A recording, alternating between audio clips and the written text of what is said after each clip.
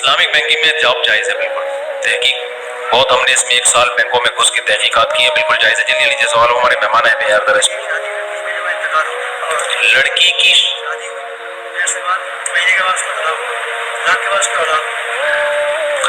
ہاں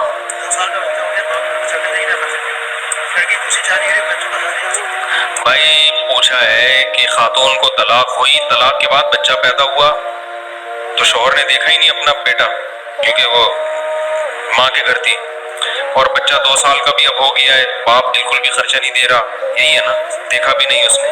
اب کیا چاہتی ہے وہ لڑکی کی کہیں اور شادی ہو رہی ہے, بچے کو ساتھ لے جا سکتی ہے یا نہیں لے جا سکتی, یہ پوچھ رہے آپ.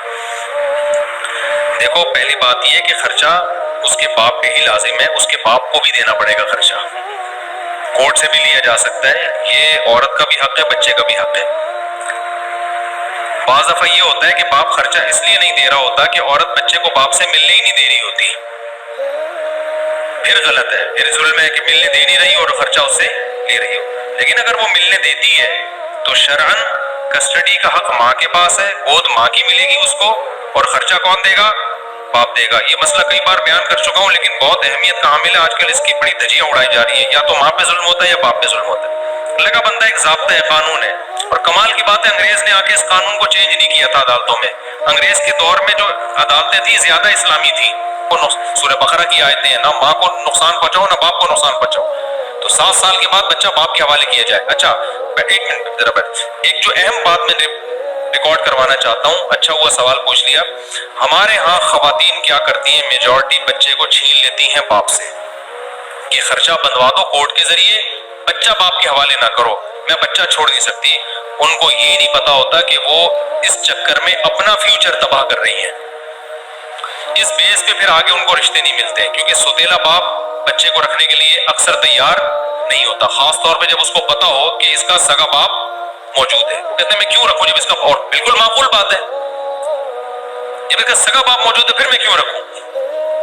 ایسے میں نے خواتین کے دیکھے ہیں معاملہ, جنہوں نے بچہ رکھا, رشتہ بہت اچھا ملا, اس نے کہا یہ یتیم ہوتا میں رکھ لیتا, لیکن جب اس کا باپ موجود ہے تو بھئی اس کے حوالے کر کے آؤ نا, کیونکہ آگے میرے بھی بچے پیدا ہوں گے, میرے ساتھ بھی پھر وہ سوتیلے اور سگوں کا مسئلہ کھڑا ہو جائے گا.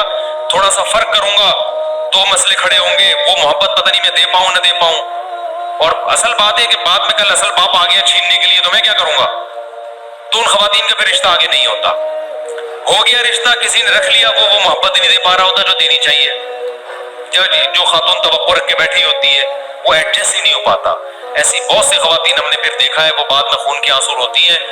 ابھی میرے پاس پچھلے ہفتے ایسا کیس آیا ہے کہ ہم نے بچی چھین لی تھی اور اس چکر میں کہ ہمارے پاس رہے گی, اب ہماری بچی کی جو شادی نہیں ہو رہی کہیں, وہ عمر نکلی جا رہی ہے اس بچی, اب وہ بڑی ہو گئی ہے. اب ہم کہتے ہیں باپ کے پاس جاؤ تو باپ کہہ رہے میں نہیں رکھوں گا اب اس کو. وجہ کیا ہے کہ جب میں مانگ رہا تھا دے نہیں رہے تھے, اب جب ذمہ داریاں پڑی ہیں تو میرے حوالے کر رہے ہو, باپ کا میٹر پہ گھوم جاتا ہے. تو اس لیے بھائی خواتین سے میں کہوں گا آپ کا فائدہ بھی اس میں ہے کہ بچہ پیدا ہو گیا باپ کے حوالے کر دو اس کو. شادی اگر کر رہی ہو کہیں اور, رشتہ آئے, اگر وہ کہے نا بچہ نہیں رکھنا کوئی بات نہیں بھائی, میں اپنی زندگی بساؤں گی.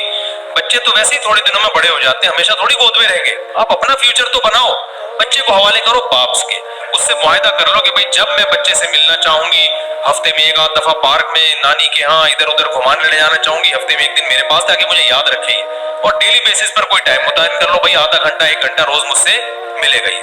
یہ تھوڑی قربانی دینی پڑے گی لیکن یہ چند سال کی قربانی ہے, اس سے آپ کا فیوچر محفوظ ہو جائے گا اور بچے کو باپ مل جائے گا. باپ اس کے لیے بہت زبردست حفاظت کرتا ہے, اس کو کاروبار میں لگائے گا, اس کے اچھی تعلیم دے گا, اس کو دیکھے گا چرسیوں میں ہیروئن شو میں تو نہیں بیٹھ رہا, کوئی غلط حرکتیں تو نہیں کر رہا, ایسے ہی بچپن تو نہیں گزار رہا. یعنی باپ تو یہی سوچے گا نا, اس کو اپنی بدماشیاں بھی پتہ ہوتی ہیں ساری, ماں کو یہ سب کچھ نہیں پتا ہوتا. ایسی مائیں پھر خون کی آنسو روتی ہیں, بچہ ان کے ہاتھ سے نکل جاتا ہے, نہیں تربیت کر پاتی ہیں, وہ پھر چیختی ہیں, پھر ہمارے پاس آتی ہیں کہ ان کی باپ نہیں اس کو پال رہا, مفتی صاحب یہ چرسیوں میں بیٹھ رہا ہے, یہ غلط حرکتیں کر رہا ہے. ماں کا روب ہی نہیں ہوتا نا بھائی, وہ تو محبت دیتی ہے, اس کا روب تھوڑی ہوتا ہے, روب تو باپ کا ہوتا ہے. آپ خود بتاؤ یار, ہم تو ہمارے ابا 2 آنکھیں, ہماری اماں تو چمٹوں سے مارتی تھی ہمیں, پھر بھی اثر نہیں ہوتا تھا. ابا کی تو 2 آنکھیں تھی, ہم کانپنے لگتے تھے ایسے کر کے یار, ایسے کانپتے تھے.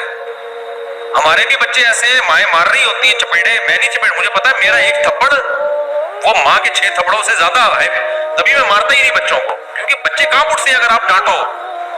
तो बाप का बड़ा रौब होता है, ये अल्लाह ने रौब तरबियत के लिए रखा है कि जो सीधी उंगली से घी नहीं निकल रहा तो टेढ़ी उंगली कौन सी है? वो बाप की उंगली है, वो टेढ़ी उंगली से घी निकाल देगा, बच्चे को सीधा कर देगा। तो खवातीन ये काम ना किया करे, तलाक हो जाए बच्चे बाप के हवाले कर दिया करें।